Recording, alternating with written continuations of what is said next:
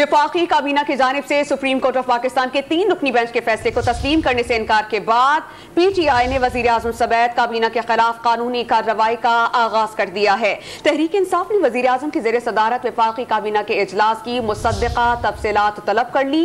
मरकजी सेक्रेटरी इत्तलात फारूक हबीब ने वफाकी सेक्रेटरी काबीना डिवीजन को खुसूसी खत इरसाल कर दिया। मज़ीद जानते हैं डॉन न्यूज़ के नुमाइंदे अब्दुल्ला मोहम्मद से। जी अब्दुल्ला, बताइएगा।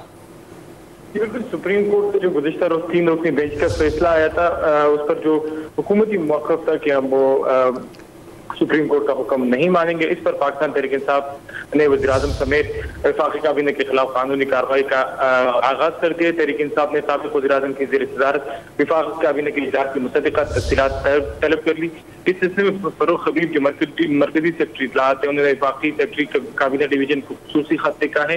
वफाकी काबीना के 4 अप्रैल के इजलास के शुरका एजेंडे कार्रवाई और फैसलों की तफसीलात फारूक हबीब ने तलब की है। कौमी ज़राए इब्लाग ने वफाकी काबीना के 4 अप्रैल 2023 के इजलास के हवाले से खबर दी है कि काबीना ने सुप्रीम कोर्ट का फैसला मुस्तरद कर दिया। ये फारूक हबीब का कहना है। फारूक हबीब ने अपने खत में कहा कि चीफ जस्टिस की सरबराही में जस्टिस एजाजुल हसन और जस्टिस मुजीब अख्तर पर मुश्तमिल 3 रुकनी बेंच ने 4 अप्रैल को आईनी दरखास्त पर अपना फैसला सुनाया, जिसको काबीना ने मानने से इनकार किया। तो सेक्रेटरी काबीना दस्तूर पाकिस्तान और इत्तलात वगैरह एक कानून के तहत जो इत्तलात है वो हमें पहुंचा दी जाए। तो पाकिस्तान तहरीक इंसाफ ने आज वज़ीर आज़म शहबाज शरीफ और उनकी काबीना के खिलाफ कानूनी चाराजोई का फैसला कर दिया और इस सिलसिले में खत भी लिख दिया। जी, इस हवाले से खत भी इरसाल कर दिया गया है। बहुत शुक्रिया अब्दुल्ला मोहम्मद, अपडेट कर रहे थे।